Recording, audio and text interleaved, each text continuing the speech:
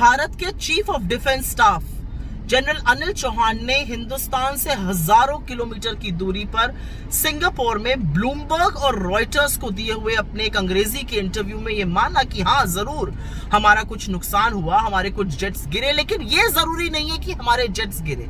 यह जरूरी है कि ऐसा क्यों हुआ, उनको क्यों गिराया गया और उसके बाद हमने क्या किया। और उन्होंने बताया कि हमने रीस्ट्रैटेजाइज किया और हमने घर में घुसकर उसके बाद पाकिस्तान को मारा, पाकिस्तान के एयरबेस काफी अंदर जाकर तबाह किए।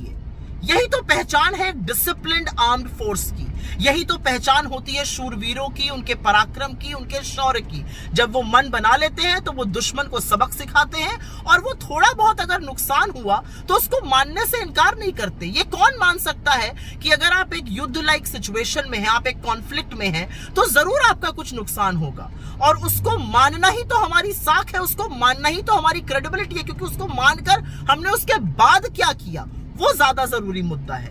लेकिन सरकार उस पर लीपापोती क्यों कर रही है, नरेंद्र मोदी क्या छुपाने की कोशिश कर रहे हैं, ये अपने आप में संशय पैदा करता है। क्योंकि ना वो सिर्फ देश को भ्रमित कर रहे हैं, वो असल में सेना के मनोबल को कमजोर कर रहे हैं, उस सेना के मनोबल को जिसने पाकिस्तान को नाको चने चबवा दिए। और आप उनके इतने बड़े कीर्तिमान को छुपा छुपाई खेलकर, लीपापोती कर कहीं ना कहीं उनका मनोबल तोड़ रहे हैं। एक और बात, आज जब जनरल चौहान ने ये बड़ी बात बोली तो उन्होंने डिसिप्लिन आर्म फोर्स की तरह बात करी, लेकिन बीजेपी का जो इकोसिस्टम है, जो दो रुपल्ली के ट्रोल हैं, वो खड़े हो गए ये कहने के लिए कि ऐसा करके CDS chief of defence staff ने नैरेटिव खराब कर दिया है। अब वो समझाएंगे कि चीफ ऑफ डिफेंस स्टाफ कब, कहां, कैसे, क्या बोलेगा। ये वही लोग हैं जो विक्रम मिस्री के पीछे पड़ गए थे, उनकी बेटी को नहीं बख्शा था, और अब ये जनरल चौहान के पीछे पड़ गए।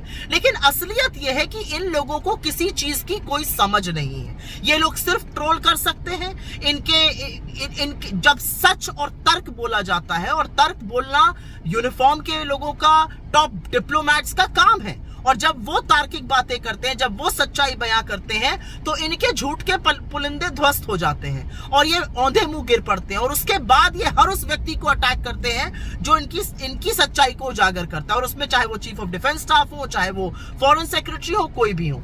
लेकिन यहां पर एक बात जरूर जरूरी है समझनी, ये वो लोग हैं जो सेना को कैसे लड़ाई लड़नी चाहिए, किसी खिलाड़ी को कैसे खेल खेलना चाहिए, किसी जज को जजमेंट कैसे देना चाहिए, ब्यूरोक्रेट को कैसे काम करना चाहिए, ट्रेड कैसे होना चाहिए, हर चीज का इनके पास जवाब है।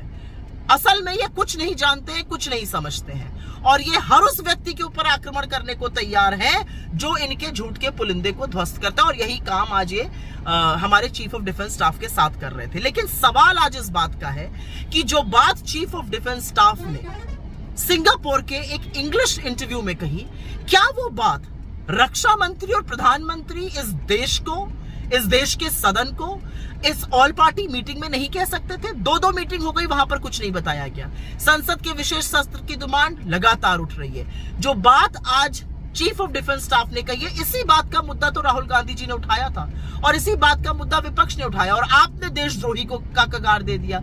दिक्कत की बात यह है कि लोकतंत्र में छुपाया नहीं जाता है। लोकतंत्र में शूरवीर सच बताते हैं, और उस सच के बाद हमने हौसला और हिम्मत रख के क्या किया ये भी बयां करते हैं। ये काम चीफ ऑफ डिफेंस स्टाफ ने किया है, लेकिन नरेंद्र मोदी कुछ तो छुपाने की कोशिश कर रहे हैं। वो क्यों कर रहे हैं इसका जवाब सिर्फ वो दे सकते हैं, लेकिन इस प्रोसेस में वो सेना के मनोबल के साथ और इस देश के विश्वास के साथ जरूर खिलवाड़ कर रहे हैं।